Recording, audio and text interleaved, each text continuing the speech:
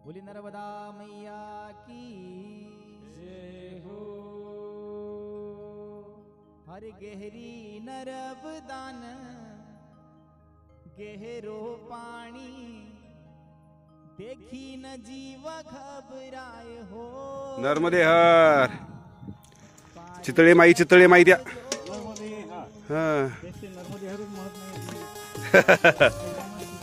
हो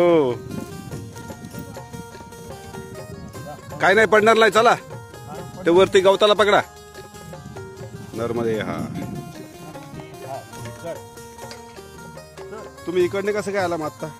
थोडा वरतून पण रस्ता आहे ना, मग चांगला रस्ता नाही। चल नर्मदे हा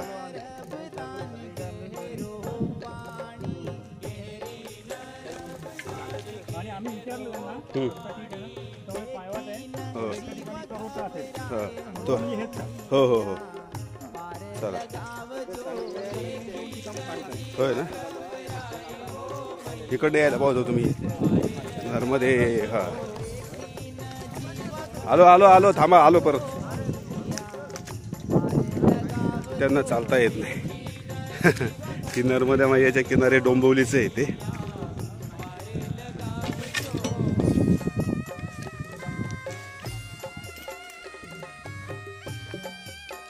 नर्मदे नर्मदे हात हात द्या, हात पकडा हा आणि घ्या उडी मारून। चला सोडा पाय सोडा हा वरतून हात पकडा महाराज, हात पकडा ना हा सोडा पाय खाली हा तिथे। चला पुढे काय झालं? चला नर्मदे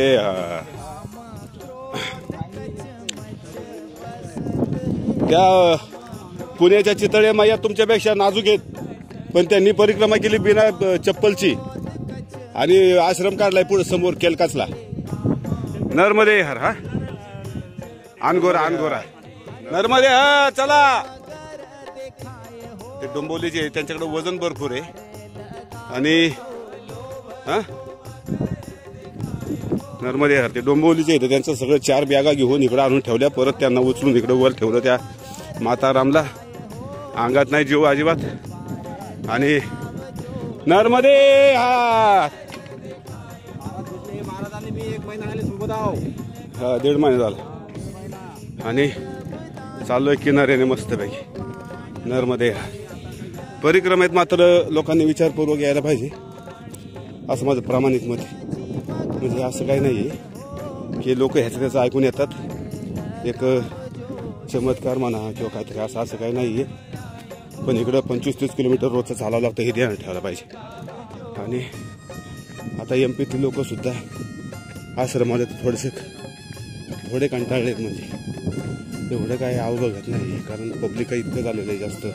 मानाचे परिक्रमावासी यायला आले तर एका आश्रमात 200-300 50 80 काय ते सगळे गदा रोळ करून टाकला। त्याच्यामुळं ह्यानी केली म्हणून आपण करायला पाहिजे अशातला भाग नाही। परिक्रमा कुणी करायची ज्याचं कुणीच नाही जगात त्यांनी यावं, साधू संत व्हावं, इकडं राहावं। त्याच्यानंतर साधूंनी करावी तपश्चर्या करायला काय, आणि गरज त्यांनी शक्यतो येऊ नये काय, काही गरज नाही ना शक्य आहे ती काही येतात आणि जातात, फक्त गर्दी करतात आणि काही नाही, एवढं काही विशेष नाही। नर्मदे हर